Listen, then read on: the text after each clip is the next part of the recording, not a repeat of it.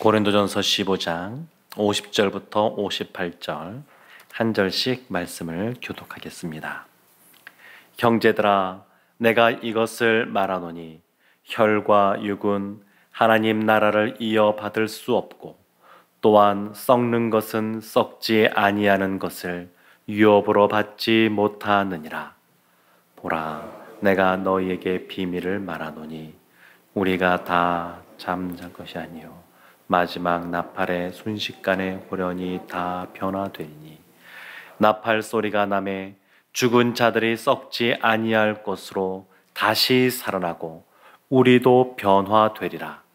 이 썩을 것이 반드시 썩지 아니할 것을 입겠고, 이 죽을 것이 죽지 아니함을 입으리이다. 이 썩을 것이 썩지 아니함을 입고 이 죽을 것이 죽지 아니함을 입을 때에는 사망을 삼키고 이길이라고 기록된 말씀이 이루어지리라. 사망아, 너의 승리가 어디 있느냐? 사망아, 내가 쏘는 것이 어디 있느냐? 사망이 쏘는 것은 죄요, 죄의 권능은 율법이라. 우리 주 예수 그리스도로 말미암아 우리에게 승리를 주시는 하나님께 감사하노니. 함께 보겠습니다. 그러므로 내 사랑하는 형제들아, 견실하며 흔들리지 말고 항상 주의 일에 더욱 힘쓰는 자들이 되라. 이는 너희 수고가 주 안에서 헛되지 않을 줄 알미라. 아멘. 우리가 신앙생활, 믿음 생활을 한다라고 할 때 두 단어로 아주 단순하게 우리가 무엇을 믿는지를 설명할 수가 있는데, 하나는 십자가입니다. 십자가. 하나님이 우리를 사랑하셔서 독생자 예수 그리스도를 보내주셨고, 그 예수 그리스도의 십자가의 죽음으로 우리가 죄의 용서함 받았다고 하는 것, 그 십자가를 믿는 겁니다. 또 하나 우리가 믿는 것은 부활입니다. 예수님의 부활. 그래서 이 부활이 얼마나 중요한지 우리가 보고 있는 본문 고린도전서 15장 보면 1절부터 58절까지 꽤 깁니다. 계속해서 부활에 대해서 말하고 있습니다. 이 부활이라고 하는 것은 그 전제가 있는데, 그것은 육체가 먼저 죽는 겁니다. 육체가 죽고 그 다음 단계가 육체가 살아나는 건데, 예수님이 죽으셨다라고 하는 것은 그 당시에 사람들이 다 인정하는 바였습니다. 사형을 집행하는 그 사람들이 예수님이 죽었다라는 것을 알았기에, 또 그것을 인정했기에 십자가에서 내려오게 한 겁니다. 그리고 예수님의 부활에 대해서도 많은 증인들이 있습니다. 그러니까 부활이라고 하는 것, 예수님이 십자가에서 돌아가시고 3일 만에 부활하셨다고 하는 것, 이것은 그 당시에 많은 증인들이 있었기에 공개된 그런 내용이라고 할 수 있습니다. 그 예수님이 마지막 때에, 재림의 때에 이 땅에 오실 때에도 그래서 공개적으로 사람들이 다 알 수 있게 예수님께서 재림하십니다. 우리가 보는 오늘 본문 말씀 보면 52절에 이렇게 말씀이 나옵니다. 나팔 소리가 나매 죽은 자들이 썩지 아니할 것으로 다시 살아나고 우리도 변화되리라. 나팔 소리, 예수님이 재림하실 때 천군 나팔 소리가 펼쳐지게 되는데, 그때 우리도 변화가 된다는 겁니다. 우리도 다시는 썩지 아니할 것으로 변화된다는 겁니다. 51절도 보면 끝부분에 이렇게 나옵니다. 마지막 나팔에 순식간에 호련히 다 변화되리니. 이 나팔 소리, 예수님이 재림하실 그때 나팔 소리가 공개적으로 울려 퍼질 때 우리가 호련히 순식간에 부활의 모습으로, 부활체로서 변화가 된다는 겁니다. 우리가 부활을 믿는 그러한 하나님의 자녀들인데, 부활을 믿는다는 것은 뭐냐? 예수님이 부활하셨고 나도 그 예수님을 따라 부활할 것이다, 이것을 믿는 겁니다. 예수님이 부활하셨기에, 첫 열매가 되셨기에 예수님을 믿는 우리도 순식간에 호련히 변화될 것이다, 부활체가 될 것이다, 이것을 믿는 겁니다. 그래서 부활체로서 우리가 변화되는, 그래서 오늘날 하나님의 자녀로 살아가는 우리가 부활을 소유한 사람으로 살아가는데, 사도 바울이 마지막에 부활을 소유한 하나님의 자녀, 신자가 어떻게 살아가야 되는지 맨 마지막 58절에 이렇게 말합니다. 58절 그 뒷부분을 보면 항상 주의 일에 더욱 힘쓰는 자들이 되라, 이것이 강조하는 겁니다. 항상 주의 일에 더욱 힘쓰는 자들이 되라. 부활이 없다라고 생각하는 사람들, 그리고 말은 하지만 부활을 믿지 않는 사람들, 그런 사람들처럼 살아가지 말고 부활을 믿는 사람들, 부활을 소유한 사람으로 항상 주의 일에 더욱 힘쓰라, 그렇게 권면합니다. 부활을 소유한 사람들에게 주어지는 은혜가 있습니다. 오늘 본문이 시작하는 50절 말씀 보게 되면 하나님 나라라고 하는 것이 나오고, 혈과 육이 그것은 썩지만 썩지 아니하는 것으로 유업을 받는다, 이렇게 나옵니다.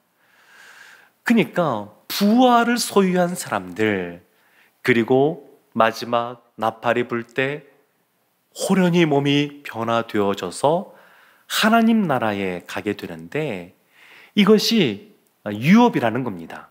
하나님 나라는 어떤 곳이냐면 영원한 곳입니다. 영원한 하나님 나라, 나중에 우리가 주님 부르시면 가게 될 그 나라, 예수님이 재림하시면 가게 될 그 나라, 그 나라는 영원한 하나님 나라입니다. 영원한 하나님 나라에는 누가 계시느냐? 영원하신 하나님이 계십니다. 그리고 영원하신 하나님이 계신 영원한 하나님의 나라에는 누가 들어갈 수 있느냐?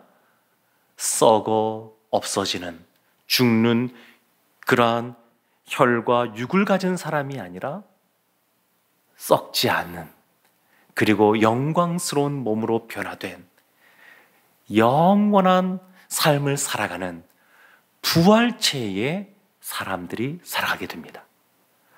그러니까 하나님 그 나라를 유업으로 얻었다라고 하는 것은 우리가 죽을 수밖에 없는 존재인데, 예수 그리스도, 부활하신 예수 그리스도를 말미암아 우리가 영원한 삶을 살아가는 부활체가 되었기에 누릴 수 있는 유업입니다. 그래서 이 하나님 나라를 바라보고 삶을 살아가는데, 이것에 대해서 또 사도 바울이 이런 식으로도 표현합니다. 55절, 56절 말씀 보면 아주 유명한 구절들이 나와 있는데요. 사망아, 너의 승리가 어디 있느냐? 사망아, 내가 쏘는 것이 어디 있느냐? 사망이 쏘는 것은 죄요, 죄의 권능은 율법이라. 그러면서 57절에 우리 주 예수 그리스도로 말미암아 우리에게 승리를 주시는 하나님께 감사하노니, 사망아, 너의 승리가 어디 있느냐? 이 세상에서 사람이 극복하지 못하는 가장 어려운 문제, 난관, 인류 중에 누구도 넘어서지 못한 그 문제, 그것이 바로 죽음입니다. 죽음. 누구도 이것을 해결하지 못합니다. 그런데 이 죽음조차 이긴다는 겁니다. 이것을 이긴다는 겁니다. 사망아, 너의 승리가 어디 있느냐? 그러면서 우리에게 그리스도로 말미암아 주시는 승리, 그것을 감사한다, 이렇게 고백합니다. 부활을 소유한 사람은, 그래서 무엇을 소유한 사람들이냐면 세상의 그 어떠한 어려움, 힘듦, 그리고 절망적인 그러한 상황이란다 할지라도 그것을 이긴, 그거보다 더 센 죽음을 이긴 그러한 은혜를 누리고 있다는 겁니다. 우리가 어떤 사람들이냐? 그 죽음, 가장 어려운 문제인 죽음을 이긴 부활을 소유한 사람들이 우리입니다. 그래서 하나님께 감사한다는 겁니다. 사랑하는 성도 여러분, 그러면 우리가 이 세상 살아갈 때 부활을 소유한 하나님의 자녀로서 어떠한 마음을 가져야 되겠습니까? 사망조차 이겼는데 어떠한 마음을 가져야 되겠습니까?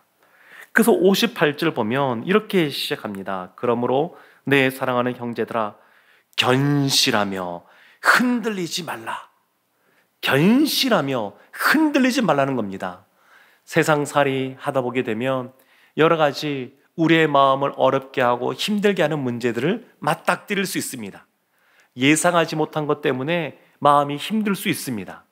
그럼에도 불구하고 사도 바울이 말하는 것은 견실하며 흔들리지 말라고, 예수 그리스도로 말미암아 죽음조차 우리가 이겼노라고. 그러니까 마음이 너무 어렵고 힘들 때마다 무엇을 기억해야 되냐면 예수 그리스도의 부활을 기억해야 됩니다. 죽음에서 승리하신, 이기신 그 부활을 기억해야 됩니다. 그리고 우리도 예수님 때문에 그 이김, 그 은혜를 같이 누리고 있다는 것을 기억해야 됩니다. 그래서 견실하며 흔들리지 말고 주 안에서 더욱 힘쓰라고 권면합니다. 사랑하는 성도 여러분, 우리는 주님의 은혜 가운데 부활을 소유한 사람들이 되었습니다. 주님이 나팔 소리와 함께 재림하실 때 우리도 호련히 변화되어져서 하나님 앞에 영원한 하나님 나라를 유업으로 받은 사람으로 있게 될 것입니다. 그래서 우리에게 늘 감사가 있고 기쁨이 있습니다. 세상 그 어떤 어려움 속에서도 우리가 낭망하지 않고 절망하지 않는 이유는 죽음조차 승리하신, 그 죽음을 이기신 그 예수 그리스도로 말미암아 우리가 부활을 소유한 사람들이 되었기 때문입니다. 그래서 이 예수님의 부활을 기념하는 부활절, 오늘날 이 기독교에서 가장 우리가 중요하게 생각하는 절기가 있다 그러면 부활절입니다. 부활절. 그 어떤 것과 비교할 수 없을 만큼 이 부활절이 중요합니다. 그런데 부활절은 1년에 몇 번 있습니까? 한 번 있지요. 근데 1년에 한 번만 부활을 생각하면 되느냐? 아니요, 그렇지 않습니다. 하나님은 우리가 늘 이 부활을 기억하기를 원하십니다. 그래서 예수님이 부활 승천하신 다음에 초대교회에 그 사도들과 성도들이 모여서 예배를 드리는데 언제 드리느냐? 안식일, 토요일이 아니라 주일날 드리는 겁니다. 주일이라고 하는 것은 예수님이 부활하신 그날이라는 겁니다. 예수님이 부활하신 그날, 그날이 주일입니다. 그래서 그 당시 때부터 주일날 모여서 예배 드렸습니다. 제가 대학생 때 이집트에 갔었는데 거기에 한인교회가 카이로에 있었습니다. 근데 예배 드리는 날짜가 다른 겁니다. 한 교회는 주일날 예배를 드리고 한 교회는 금요일날 예배를 드리는 겁니다. 이슬람 국가에서는 금요일이 공휴일이기 때문에 성도들이 편안하게 모일 수 있는 그 시간이 금요일이니까 그냥 금요일날 드립시다. 그래서 금요일날 예배를 드리는 거고, 한 교회는 그래도 예수님이 부활하신 그날, 초대교회 때부터 그날을 사수하며 왔는데 그 나라에서는 주일이 평일이죠. 그렇지만 일하는 근무하는 날이지만 그 시간을 피해서 늦게라도 모여서 예배를 드립시다. 그래서 주일을 고수하는 겁니다.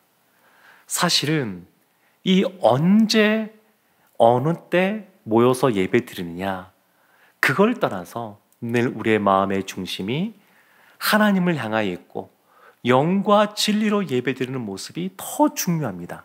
맞습니다. 하나님이 주시는 은혜가 다 있습니다.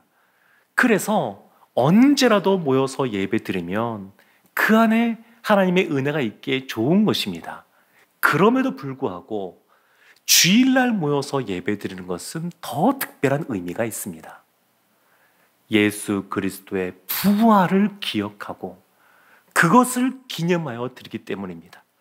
초대교회 때 수많은 사람들, 예수 믿지 않는 사람들, 그러다가 예수님 믿게 되고 그리고 모여서 예배드리는 사람들은 오늘날 우리처럼 주일이 공휴일이 아닙니다.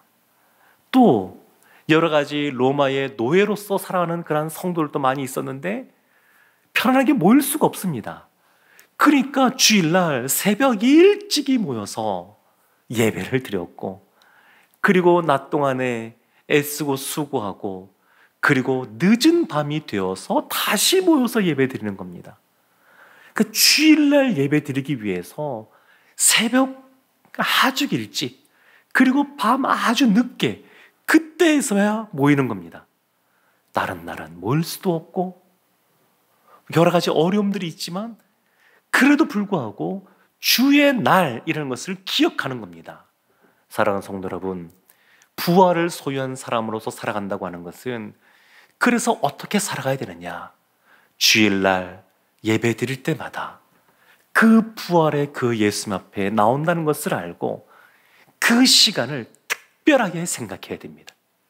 그 어떤 예배보다 주일날 주님 앞에 나오는 그 예배를 더 특별하게 의미 있게 생각하셔야 됩니다.